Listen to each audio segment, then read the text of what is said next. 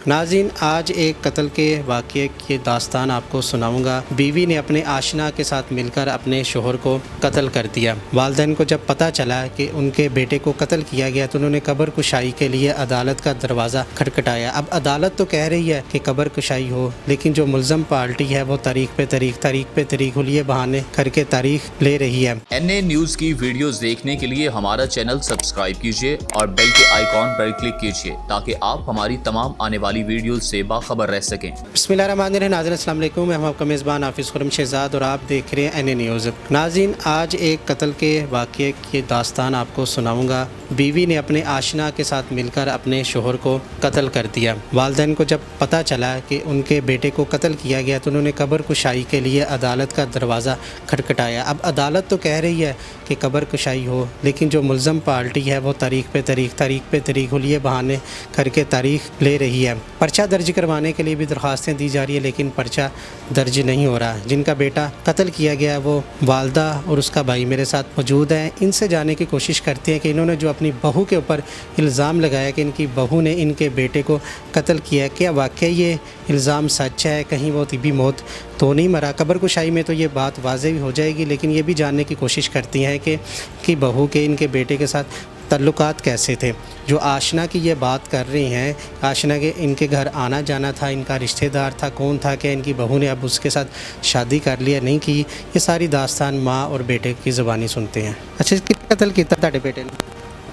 आसफ ने। जरा बेटा फोत होया सब तो बड़ा? हाँ जी, छोटा बड़े तो कितना अरसा हो गया इसकी शादी में? हो गए 14 कुछ साल। ते किन्ने बच्चे सी? 2 बच्चे ने, बेटी बेटा है? हाँ।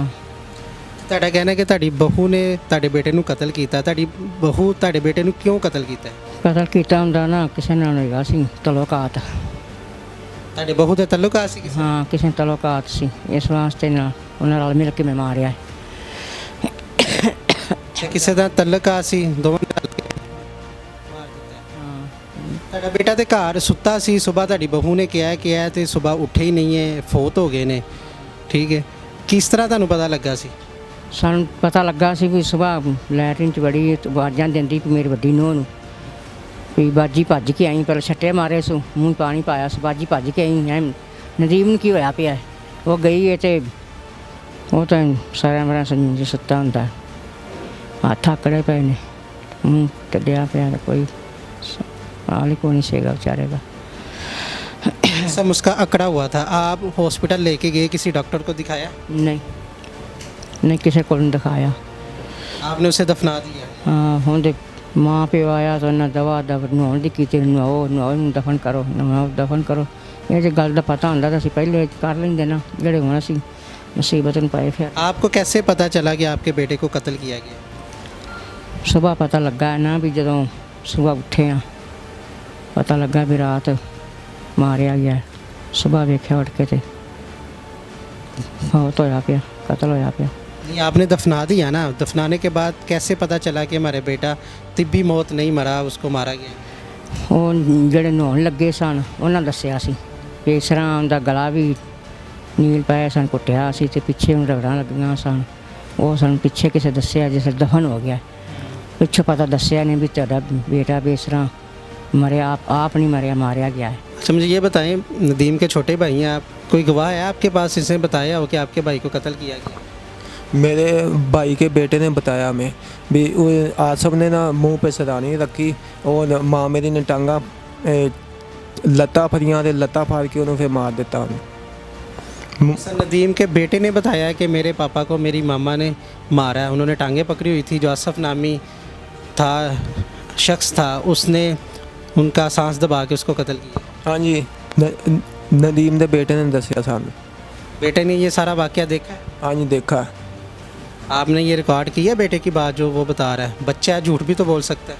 मैंने रिकॉर्डिंग की हुई है। अच्छा, आपका ये कहना है कि आपके भाई को आपकी भाभी ने अपने आशना के साथ मिलकर कत्ल किया गया, जिसका नाम आप आसिफ बता रहे हैं। तो ये आसिफ कौन है? आपका रिश्तेदार है? दूर का रिश्तेदार है।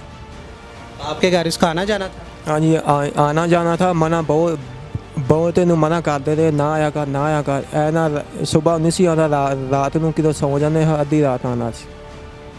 तो नदीम घर पे नहीं होता था जब ये आता था? हाँ जी, ਉਹ ਹੋਤਾ था ਨਦੀਮ, ਉਹਨੂੰ ਕਹੀਦਾ ਸੀ ਇਹਨੂੰ ਮਨਾ ਕਰ, ਤੇ ਉਹ ਮਨਾ ਨਹੀਂ ਸੀ ਕਰਦਾ। अच्छा, वो मना नहीं करता था, नदीम को पता था, नदीम को भी पता था किसके ताल्लुकात हैं? हाँ जी, पता था। बड़ा पता है सब सो उसने अपनी बीवी को कभी मना नहीं किया था? करता सी मना नहीं सी हटती अगली।